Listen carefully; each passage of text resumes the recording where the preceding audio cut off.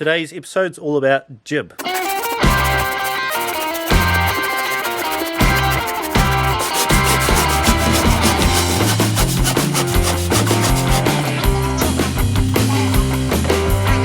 those of you not in New Zealand, jib is what we call plasterboard, drywall, whatever you want to call it. This is more tips for DIYers, but if you get something from it, that's awesome. So, basic tools that you'll need for doing jib, if you don't have these tools already, is a keyhole saw. Keyhole saw is what you cut your flush boxes out with. You can use these for cutting holes. I'll do a quick demonstration on how to use it now. So what you want to do when you're piercing the jib, if that was 10mm it would be through now, is you just want to rotate it. If you can see, it's sort of got a crown shape at the top, and then that gets you through, and then you just want to... Next tool is a rasp.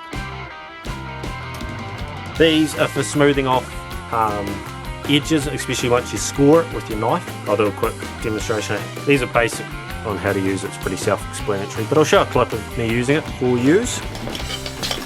This is the bit that you need the rasp for.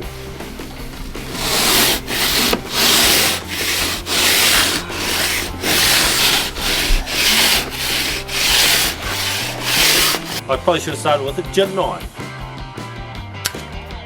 These are all basics in your toolkit. Use this for scoring. And then the next, these are in every tool belt, but if you don't have anything, then you definitely need both of these. Ruler, I use the good rule. And a tape measure, preferably an 8mm tape measure. I don't know what it is in the Imperial. This is good for marking out wee square cuts, and then obviously measuring. The good rule is actually great for brace line if you're in New Zealand, and then tape obviously for measuring and marking. All builders are going to have this kit, but this is for the DIYers. So I like to use my tape, and then I hold my finger tight over here and just run down like that, because it's the way I was taught. I remember the first time seeing it going, oh, never going to get the hang of that. And I did, it took a while, but you get there. Everything takes time. So if you're an apprentice, just keep practicing. It doesn't matter if you make learning mistakes. Just trying is key.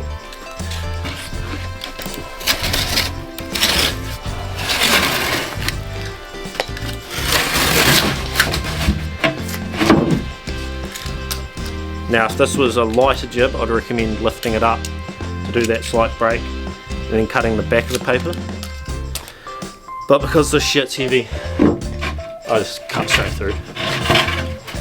Now if you're doing big marks and you're not confident with scoring, an easy way to mark out long length, if you don't have a straight edge, is a chalk line. Now what you have to make sure is that you've got a low permanency chalk. You don't want something with high permanency, because then it'll bleed through your paint. So just check that, it's on every bottle. I always use permanency 1, I think it is, which is the lowest blue chalk. And now for cutting your jib, checking that your jib's plumb when it goes up, especially if you're doing a renovation, plumb or level, you need a level. Now the Stabila 1200 or any 1200 level is good, but yeah, 1200, that's the width of a sheet of plasterboard here in New Zealand, so it makes it good for cutting. And if you are a DIYer, then what I'd recommend getting to fix off your jib is a drill. That way you can use it for the hole saws, also fits a Phillips bit. This is the most universal tool that you could fix jib off with if you're not doing it as a job. If you're just doing it as a wee bit of DIY or reno, then a drill's the way to go. But most drills come in a combo, and that combo features an impact driver, which makes it very easy to put in jib screws. They're all the same really. So I've come to some jib that the boys have already put up. When you're putting your jib in, what you want to do is you want it to be just pulling the paper in, you don't want it to be punched in. That is perfect. Now here in New Zealand, all our jib screws are fixed off with the same type of bit, which is a Phillips 2. So get yourself a couple of those, especially if you're learning. Now something that's pretty fun that we've been using on this site, which I haven't used before, is but you don't need this for DIY, but if you like tools and you want an excuse to buy one, then it's great. Just say Carpentry and Me recommends it. So there we are, that's Thursday tips with some jib tips. Let me know what you do differently, whether I do it wrong, right, whatever. Thanks for watching, make sure you subscribe.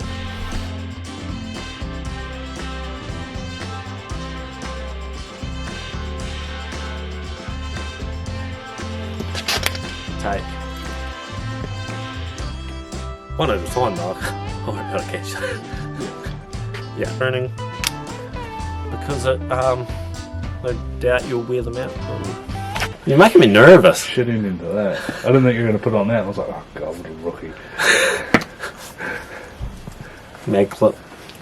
This is actually a Sparky's one. I stole it from my brother. So I'll do these two. These are 16mm fire lines, so cut me some slack. Did not work out at all. Did it? Shit on it.